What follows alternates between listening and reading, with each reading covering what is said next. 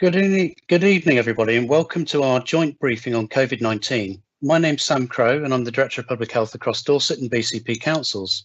And I'm delighted to be joined tonight by Aidan Dunn, who's the Executive Director for Corporate Development at Dorset Council, and Councillor Nicola Greene, who's the Cabinet Member for COVID Resilience and Public Health, BCP Council. We're going to be talking to you about the government's announcement on the new tier system and what this means for us in Dorset. We'll then go on to answer as many of the many questions that the public have sent in over the past few days as best we can. Now, you may have heard by now that both local authority areas have been placed in Tier 2. Could I have the next slide, please, Simon? Some of you might be feeling surprised or disappointed that we are in a higher level, but I want to put across some of the context around the reasons for that decision. Currently, there are only 3 areas in the whole of the country, the Isle of Wight, Cornwall and the Isle of Scilly, that have been placed in Tier 1. And as you can see on this slide, the government considers a range of measures, not just the headline case detection rates, but several measures that have been taken into account in how they've arrived at the decision for all councils throughout England. So as well as our overall infection rate, they look at the infection rate, particularly in people aged over 60, the impact that might be having on our care sector and our hospitals. They'll look at the rate at which cases are rising or falling, and also the positivity rate. So that's the proportion of people testing positive through our local testing. And above all, a really important factor is the pressure on the local NHS services. And that includes not just our current occupancy in our hospitals, but also projections about where that might be heading. Next slide, please. So what I wanted to show you tonight was just some of the background public health information that I hope will provide some context for where we are now, but also how we get through the next few weeks ahead. So what you're seeing on your screen at the moment are epidemic curves for the 2 council areas. They're broadly similar. The only difference between them is that the number of cases in the peak of the epidemic in the BCP Council area is roughly double the number of cases in the Dorset Council area. But the point about these slides is that you can see just how quickly the infection rate started to rise at the end of August, after both council areas had experienced extremely low rates over the summer. And just as it went up extremely quickly, you can see right on the right-hand side of the slides just how quickly cases have started to fall as we've had that national second lockdown, which has been pretty effective in reducing social mixing and limiting our infection rates. So currently, the infection rate in BCP Council is 138 cases per 100,000 and 64 cases per 100,000 in Dorset. But of concern is the infection rate in the over 60s. It's high, but it is coming down. It's currently 132 cases per 100,000. Next slide, please. And what I wanted to show you was just a couple of what we call heaps, just how quickly those infections can spread across the age group. So this is showing the infection rate over the past few days, but split through age bands. So the darkest age band here is the 16 to 29-year-old age group, which is driving our local transmission. The infection rates are much higher in that age group and have been for several weeks. But of concern is how quickly that can spread into older age groups and above all, the over 60s. And if that happens, of course, because of the severity of COVID in that age group and the risk of more serious disease, that's what feeds into our hospital system and starts to create pressure for our services, but above all, more serious disease for those people. Next slide, please. So the heat maps are fairly similar across both councils, and the important thing to note is that the infection rates in all ages have started to come down in the past few days, and we hope that trend continues. Next slide, please. So just a few notes from me on our local transmission situation. As I said, it's being driven by higher infection rates in younger age groups, but because most spread is within and between households, it's quite easy to see how that infection can spread to older age groups. So one of the key things that we must do is to try to limit our social contact as much as possible. As hard as that is, we have to do all we can to protect COVID from spreading into older age groups. We still have higher infection rates than we would like, and although rates are coming down, it's really important that as we come out of lockdown, we do continue to observe social distancing as much as possible. Remember the importance of hand hygiene because of surface contamination and transmission, and above all, continue to wear face coverings in enclosed public spaces.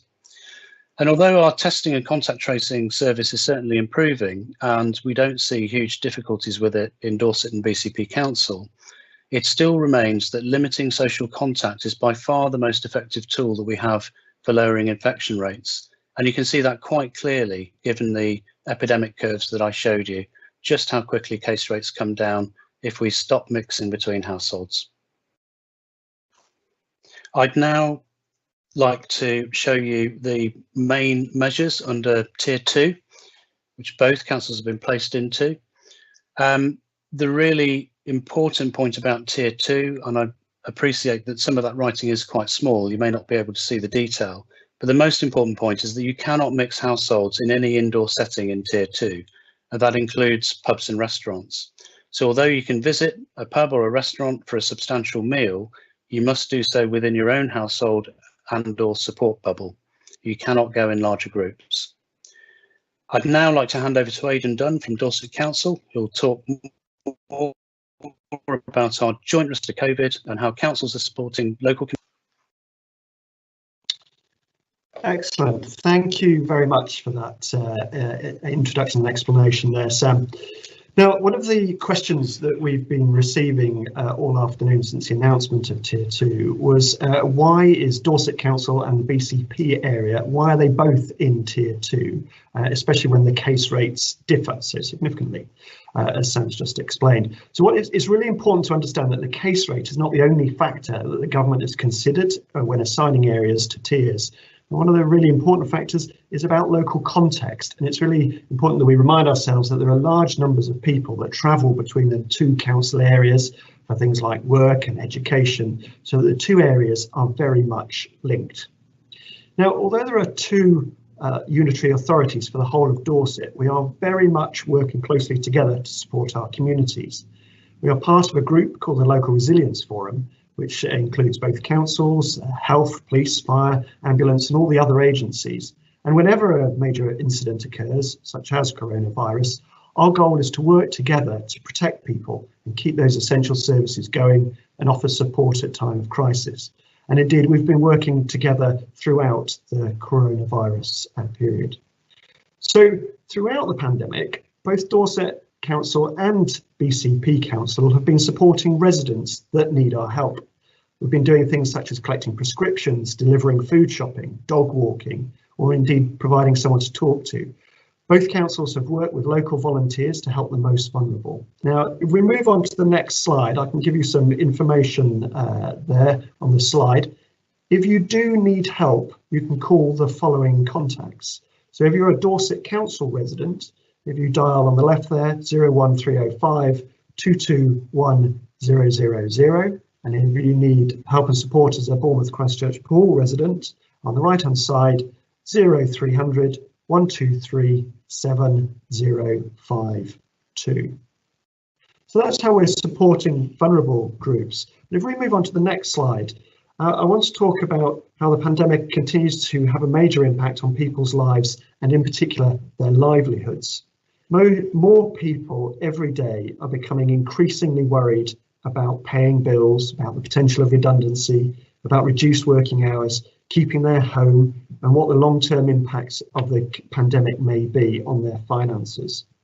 So as part of both councils' commitment to support people to live safe and independent lives, and indeed to help prevent homelessness, both Dorset Council and BCP have set up dedicated helplines and information for local people to access support with managing their money worries. Dorset Council scheme is called Reaching Out, and BCP's scheme is called Let's Talk Money.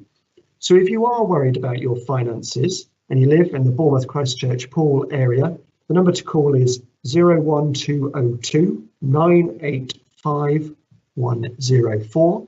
And if you live in the Dorset Council area, the number on the left there, 0800 144 8848.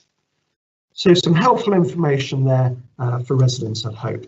Now, I'd like to hand over to Councillor Nicola Greene from BCP Council, who's going to talk to us about the local economy. Nicola.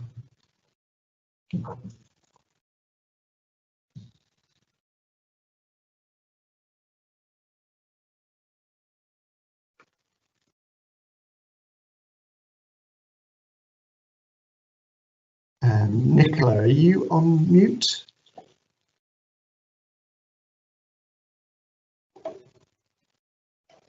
Well, that's a fine start, and you can see why I'm not the Cabinet Member for Technology. Apologies to everybody. Aidan, thank you very much for the prompt. Good evening, everyone.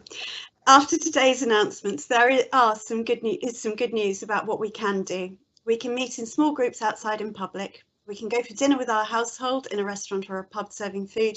We can go to the gym, and yes, we can get our hair done. But the restrictions continue, and we all have a role to play in helping everyone to understand and follow the rules. The economic impact of COVID-19 continues to be a real issue for local businesses and for the livelihoods of many residents. We're currently allocating the local restriction support grant. Almost 1,200 applications have already been processed, with nearly £2 million distributed to local companies in the BCP area. We know that there are some sectors who've been particularly badly hit by the cumulative impact of restrictions, such as our valued nighttime economy. There's an additional restriction support grant of 7.9 million, and we're looking at how we can help non-rate paying businesses and sectors in the most need of support in the longer term as we emerge from the pandemic. We'll be releasing details of that really soon. And details of the schemes will be available on both council websites. In the BCP area, we're running our Rediscover Safely campaign. Across our conurbation, we have a wealth of amazing independent retailers who've adapted really quickly to provide online sales, click and collect services, local deliveries and more. These shops will only survive if we continue to spend locally, and it's absolutely vital that we all show our support now by either choosing to search and shop online if you're required to isolate, or rediscover safely those premises that are able to reopen next week. And if you are a local premises, there are loads of posters and other assets available for you to use. You can download them free from our website. Now, residents across Dorset have done so well in the face of such adversity since March, and of course during the last few weeks of national restrictions. And it's really an opportunity to say thank you so much to everyone for sticking with it and doing your bit to help control and reduce the spread of the virus. Even as we have some restrictions lifted, it's important we continue to be really careful to protect ourselves and others. We all want to do the things we enjoy over the coming festive season, but we really must focus on getting there safely. The hands, face, space mantra we're all so familiar with must continue. Please try to limit your contacts with others, stay at home as much as you can, download that NHS Taste and Trace app if you haven't already, isolate if you're requested via Test and Trace, and get tested if you have symptoms. And keep your children off school if they have symptoms or if indeed you're waiting for your own results. Please continue to protect our older people. Much as we want to see our parents and grandparents, this age group is so much more vulnerable. So if you can bear with it just a little bit longer before you see your older family members in person. Together we can go forward, not back in terms of our infection rates and our way of life. Environmental health officers, trading standard officers and COVID marshals, supported by Dorset Police where necessary, will continue to follow an approach that places emphasis on engaging with businesses, premises and individuals. The priority is to help businesses and people understand and follow the rules, and enforcement is only ever a last resort in response to breaches. The nighttime economy is expected to be a focus. Much as we all want to head out for a drink or a meal, please follow the rules and take care wherever you are in our country. So that's it for me, so I'll hand back to Sam.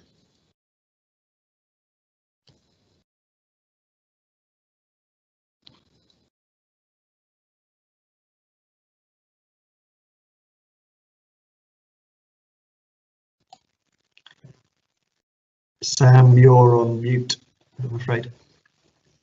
Thank you, Aidan, and thank you, Councillor Greene.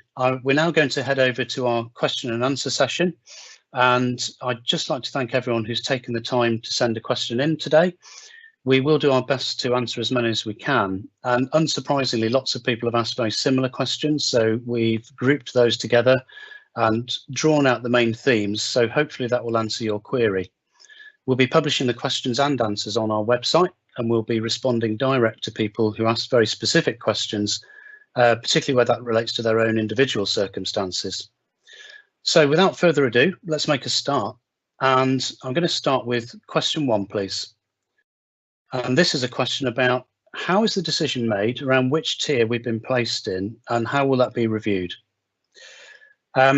So this one's for me to answer first of all, and as I outlined earlier on in the session, in the winter plan published by government on Tuesday, those 5 criteria that I discussed set out the measures that are assessed when government's looking at each council area to determine what the local measures should be. And as I said, it's not just the headline case detection rate.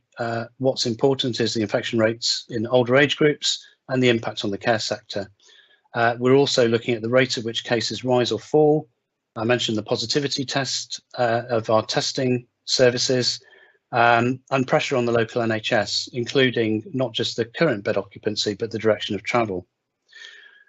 The second question I'm going to ask Aidan Dunn to respond to. Why is Dorset Council in the same tier as Bournemouth, Christchurch and Poole when case rates are lower?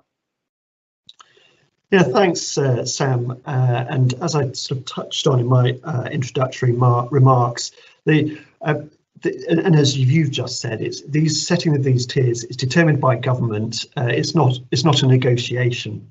So the government has set them based on scientific advice and based on those criteria that you've described earlier. We've not been able to input into this decision. So the leader of Dorset Council, Spencer Flower, has said he has expressed real disappointment that Dorset Council is in tier 2 rather than tier 1. We really did have the ambition to be in tier 1 when a lockdown came. The rate of COVID infection is falling. It is one of the lowest in the country within the Dorset Council area. And we're hoping that if that trend continues and if everyone plays their part, then this will happen. So we're working with Bournemouth, Christchurch and Poole. I mentioned earlier how interconnected we are in terms of our residents. So if the trends continue, we're really hoping that come the 16th of December, when the tiers are reviewed, we're hoping that tier 1 might be a possibility. Thank you, Sam. Great, thanks very much, Aidan. So moving on to question 2, and this is a question about the holiday period. So if I can have the next slide, please. The question is, how will the Christmas bubble arrangements work? And that's for Nicola Greene.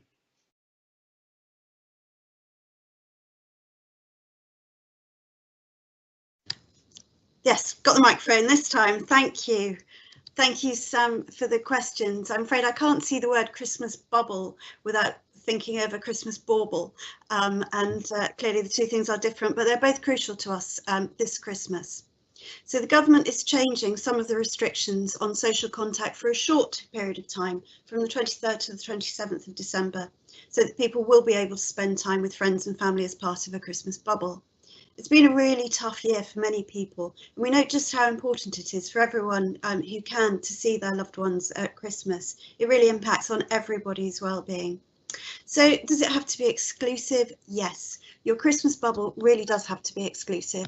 It can be made up of people from no more than 3 households, and you can only be in one Christmas bubble and you cannot change that bubble. Can I meet anyone who isn't part of that bubble over Christmas? No. Between the 23rd and the 27th of December, you mustn't meet friends or family in your home unless they're part of your Christmas bubble. You can continue to meet people who aren't in the bubble outside your home, according to the rules of the tier you're staying in. Can I travel to or have visitors from other parts of the country? You can. If you travel between tiers and indeed between the UK nations for the purpose of meeting your Christmas bubble, you should travel between the 23rd and the 27th of December. Great, thanks very much, Nicola. So the next question, how can people celebrate Christmas safely when COVID-19 is still circulating in our communities? I think is obviously a question many people will be thinking about. And this is one for me. I think providing people are sensible and we remember the basic public health measures, then it will be possible to enjoy Christmas safely. So I mentioned before when I was going through some of the public health data in the context, that importance of household transmission. So even when we're thinking about the bubbles that we're likely to be in over the Christmas period, it's still important to remember the basic messages around washing your hands, watching your space and covering your face in indoor public areas. But above all, we need to sort of trust people to use common sense over the Christmas period. Don't bend the rules too much. We know that because of the importance of household transmission, it's really important that we take extra care. It might not be quite the same Christmas or holiday that we've enjoyed in the past, but I think with some adjustments, it can be enjoyed safely.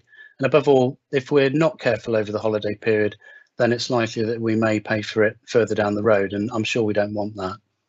And I think that lends itself to the next question, which is, do you expect the relaxation of rules over Christmas to cause an increase in cases, hospitalisations and deaths locally?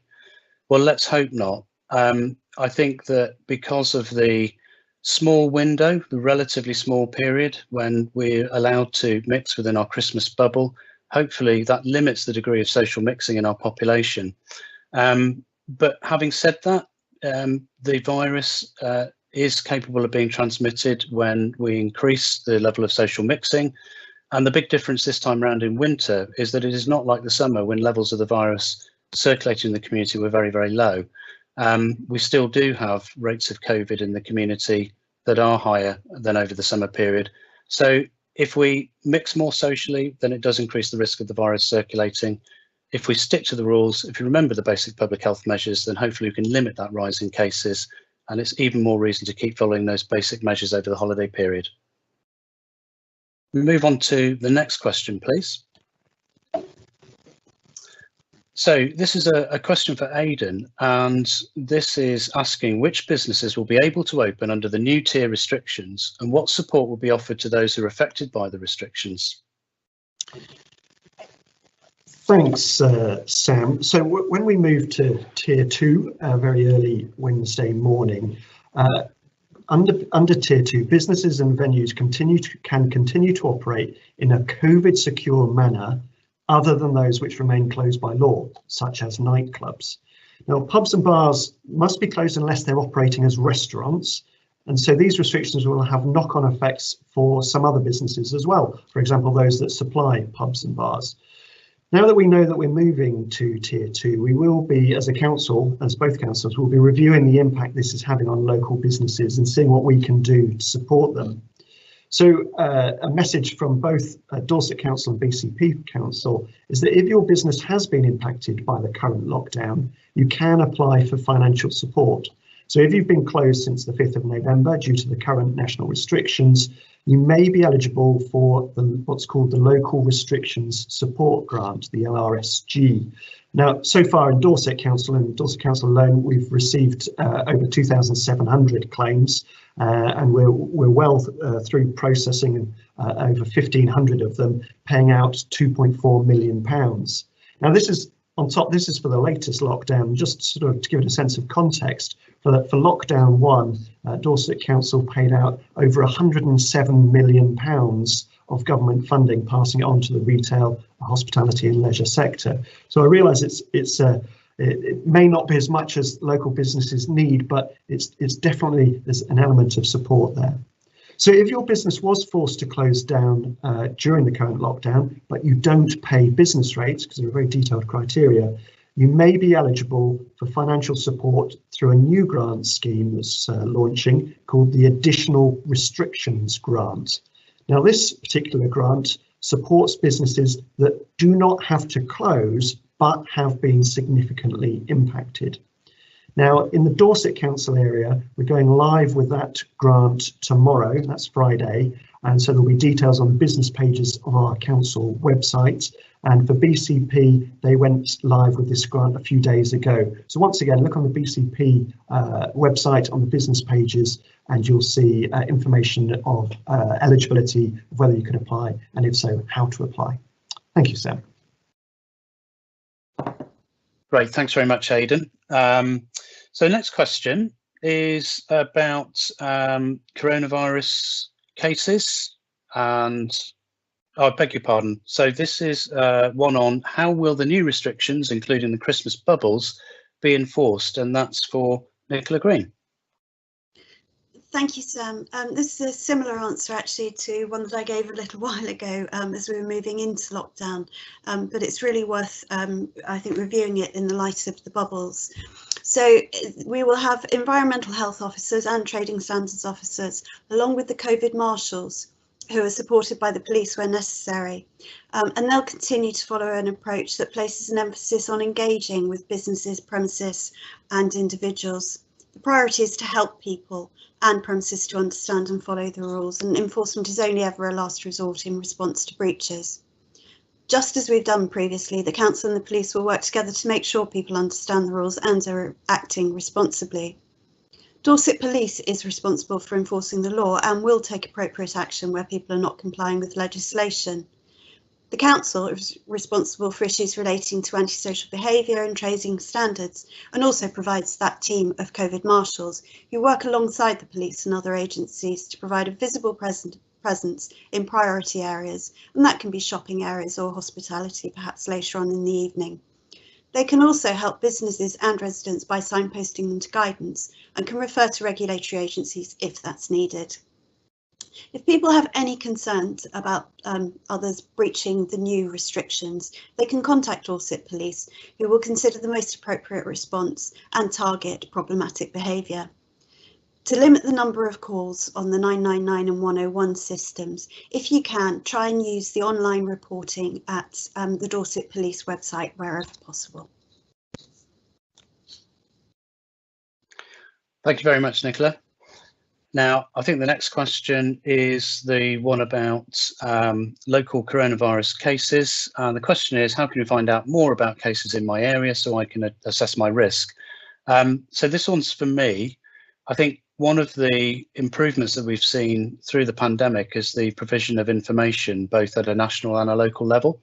So I think the first place to look is the Public Health Dorset website. Every Thursday there is a publication on the COVID-19 pages that sets out the case rates across both councils, not only in terms of the number of cases per 100,000 population, but also the actual number of cases, so you can get a feel for just how many diagnoses there've been in the past 7 days. The second place to look, if you're interested in data at a more local level, is that the government now produces coronavirus data on a daily basis on a mapping tool, which you can access from the www.gov.uk website. So if you go on and Google coronavirus data England, you will be taken to the main data pages on the government website. If you look for the link that takes you to the map, there's an interactive map there which you can scale, you can zoom in on your local area, and there's a key which will show you exactly how many cases there have been at a very, very small area level over the past 3 or 4 days. Now, that's not quite the only piece of information that you need to assess your risk. It will give you an indication of how many cases have been recorded in your area, but it's worthwhile just remembering that sometimes you may see those spikes in a local area which look concerning on the face of it, but it could be, for example, that you have a care home or you have another setting which has had a significant outbreak of coronavirus, with several cases linked to that. So it's not necessarily showing what's happening on your, in your neighbourhood and on your streets. Above all, I guess my final message is that, just remember those things that you can do personally to limit your own risk, and that's sticking to those basic public health measures. If we have the next question up, please. And so this one is for Nicola. And the question is, how are local authorities working with national government to ensure the right decisions are made for our area? Thank you, Sam. Well, closely. We work closely with national government to make sure that the right decisions are made for local residents. Both councils, together with local NHS organisations and Public Health Dorset, provide up-to-date data, as Sam's just been referring to government to inform their decision making. For example, decisions about tier restrictions. We also hold regular briefings with our members of Parliament. One thing which is different this time around is that the rules which are to come into force next week are set for 2 weeks, and they'll be reviewed by ministers each week thereafter. And we will continue to stay in touch with our residents via the usual channels as we have any more news. Thank you. Great, thank you, Nicola. So the next question is about our local hospitals, and the question is, how are the hospitals across Dorset currently impacted by COVID-19, and are there any plans to increase capacity if it is needed? So this one's for me to respond to, and I think obviously there are several points I'd like to make under this question. Our hospitals have seen an increase in COVID-19 patients, but the context at the moment is different to the early phase of the pandemic.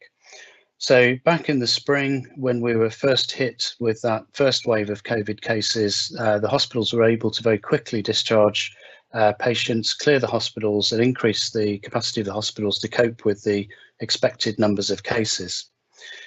Second time around, that situation's not quite so straightforward. The NHS has been trying its best to catch up with all of that work, the non-COVID procedures that were delayed during the early part of the pandemic, and they've done very well. So as they've stood up those services and they've tried to get people back into hospital for that essential care, that's obviously meant that we've had to go through quite a delicate balancing act to juggle that capacity.